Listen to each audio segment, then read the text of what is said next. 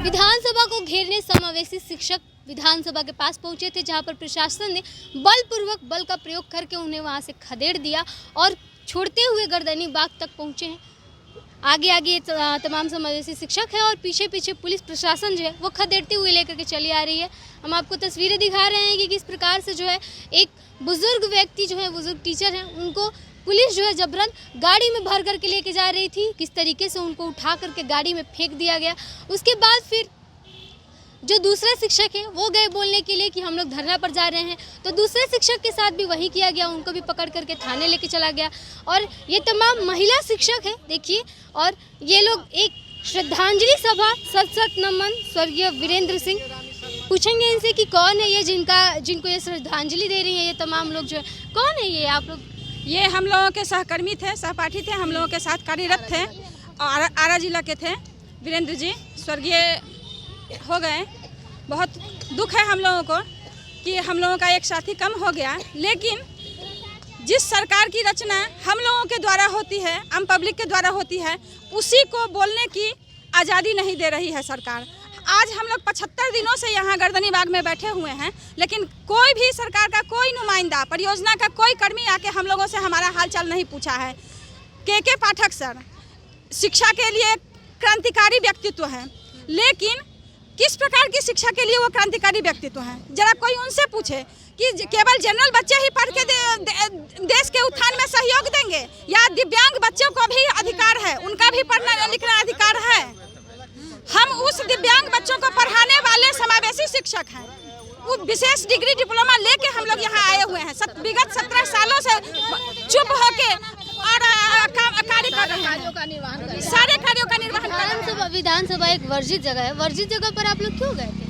क्या करें? हमारे साथी का परमिशन जो है ना, सरकार यहीं पर परमिशन स्थल दिए हुए बैठने के लिए। हाँ, विधानसभा आप लोग क्यों गए थे? विधानसभा नहीं जा रहे थे हम लोग, श्रद्धांजलि सभा निकाले हैं जो सचिवालय होते हुए राज्य परियोजना कार्यालय के पास जाने का था। हाँ। बस यही था। विधानसभा से ही रोक दिया गया आप लोग? विधानसभा से ही रोक दिया गया। सरकार आवाज ही दबा रही है। पहले महागठबंधन की थी, अभी गठबंधन की सरकार हो गई है।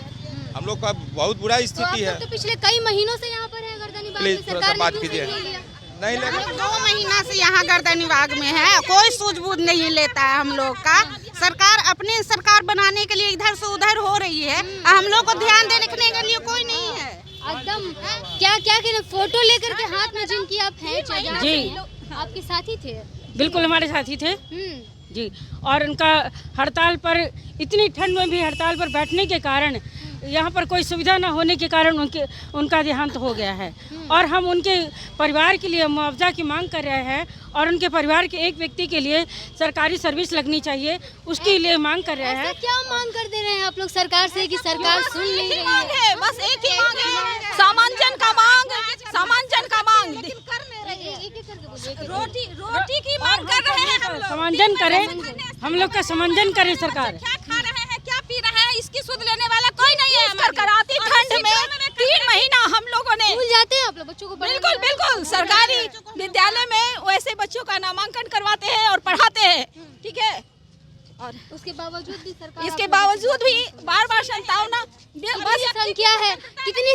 संख्या कितनी है आप? 950 लगभग है हम लोग, हाँ पूरे। लेकिन ये 1035 जो है सो इन लोगों को दिखाई नहीं दे रहा है।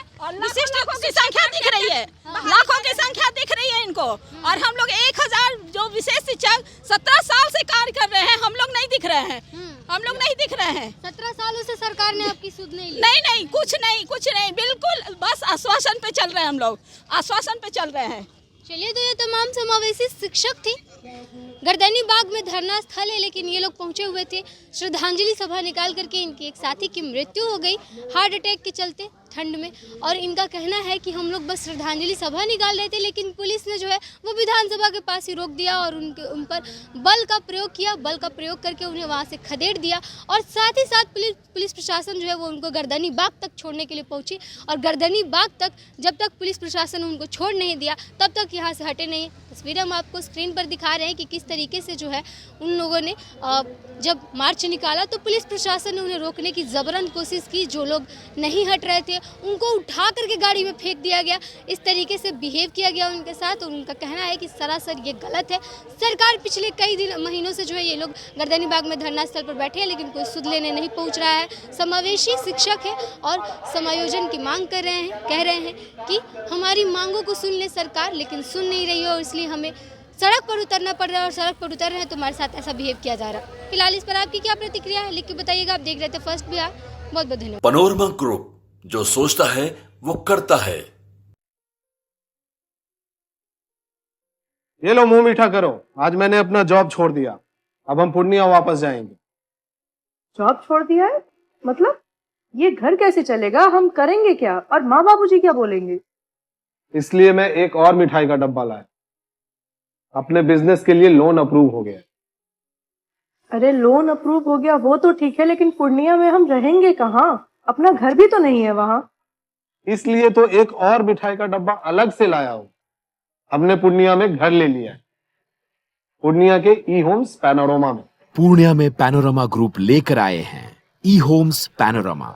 बड़ा घर, आलीशान जिंदगी और अत्याधुनिक सुविधाओं के संग। अरे अरे, अब क्यों मुंह मीठा करवा रही हो? क्योंकि हम घर वापसी जो कर रहे हैं।